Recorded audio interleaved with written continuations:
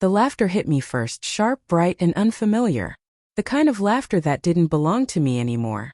I sat at the far corner of the ballroom, at a table marked reserved, though it seemed reserved only for humiliation. My son, Ethan, stood at the center of it all, beaming beside his bride, a vision in ivory silk. My ex-husband, Richard, had his arm proudly looped around his new wife, Melanie, the woman who'd replaced me before the ink on our divorce papers had dried. The wedding planner had told me the seating was limited. Yet somehow there was room for Richard's colleagues, Melanie's friends, and even the Pilates instructor who once whispered too loudly about how well they suited each other. But not for me, the mother of the groom. As I sipped from my untouched glass of champagne, the bubbles tasted like mockery. Every sparkle, every toast, every smile. A reminder that somewhere along the way, I'd become an afterthought in my own family's story. Then I heard a low voice beside me. "Pretend you're with me," it said. I turned.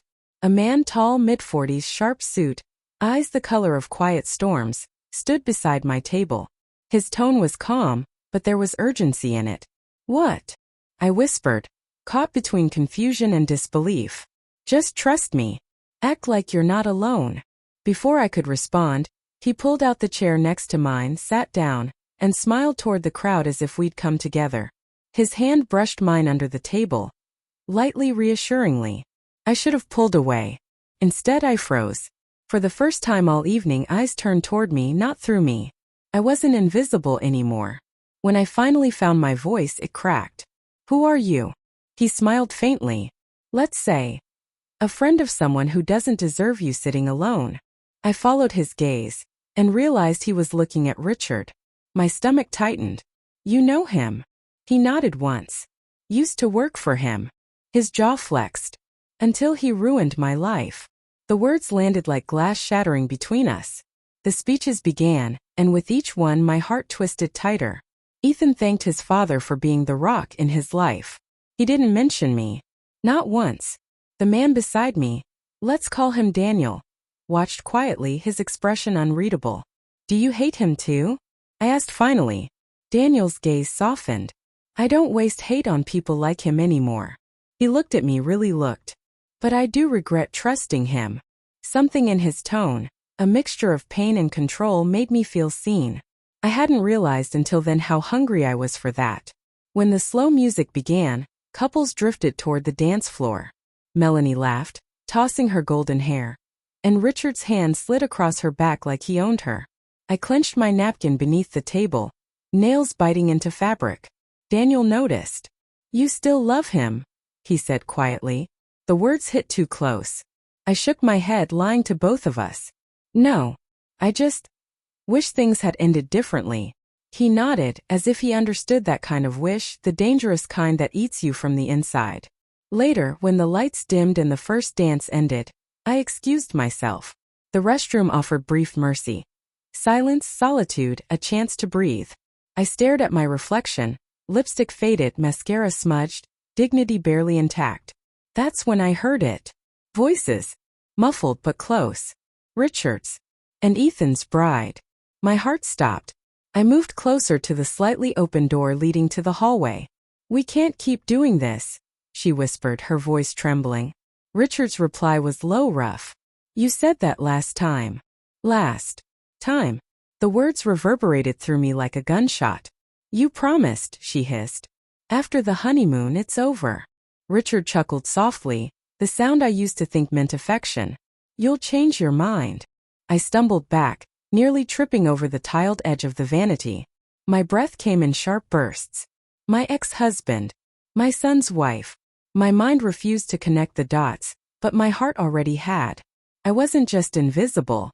I'd been erased. I returned to the ballroom in a daze. Daniel looked up instantly, his brow furrowed. "Are you okay?" I couldn't answer. The room felt too bright, the air too thick, the laughter too cruel. He leaned closer. "What happened?" Tears threatened, but I swallowed them down. "You were right," I whispered. "He ruins everything." Daniel's eyes darkened. He didn't ask what I meant. Somehow he knew. When the cake was brought out and the cameras turned, I stood up. My chair scraped loudly against the floor, sharp enough to silence a few nearby tables. I walked to the microphone, the one meant for toasts. Excuse me. I began, my voice steady though my hands shook. I wasn't on the schedule for speeches. But I think I should say something. Richard's smile faltered. The bride froze. Ethan blinked, confused. I just wanted to thank everyone for making today unforgettable. I met Richard's gaze. Especially those who remind us that betrayal doesn't always come from enemies. A ripple of unease spread through the room. Sometimes, I continued, it comes from the people who once promised to protect your heart, or your family. Richard's expression turned to stone. Daniel stood at the back now. His presence silent but solid like an anchor.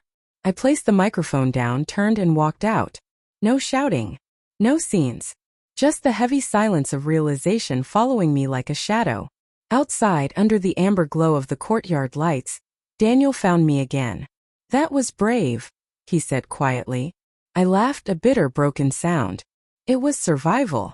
He nodded slowly. Sometimes they're the same thing. For a long moment, neither of us spoke. The music inside played on, soft, muffled, distant. Why did you help me? I asked finally. He looked toward the ballroom, then back at me. Because I know what it's like to sit alone at someone else's victory party, wondering when your turn ended. I exhaled, the weight of years lifting just enough for me to stand a little taller. Maybe the stranger who'd told me to pretend had reminded me of something real. I didn't need to be claimed, rescued, or seated at anyone's table to belong. I could build my own.